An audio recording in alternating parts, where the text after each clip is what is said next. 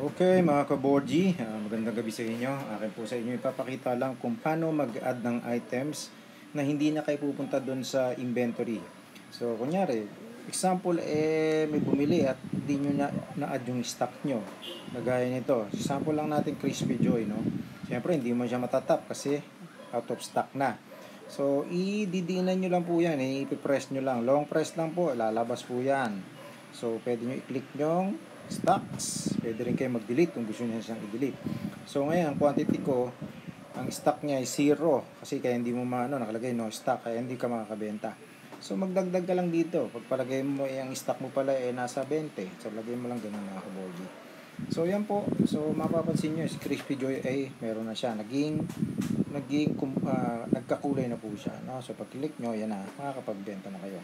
So balik lang natin para makancel.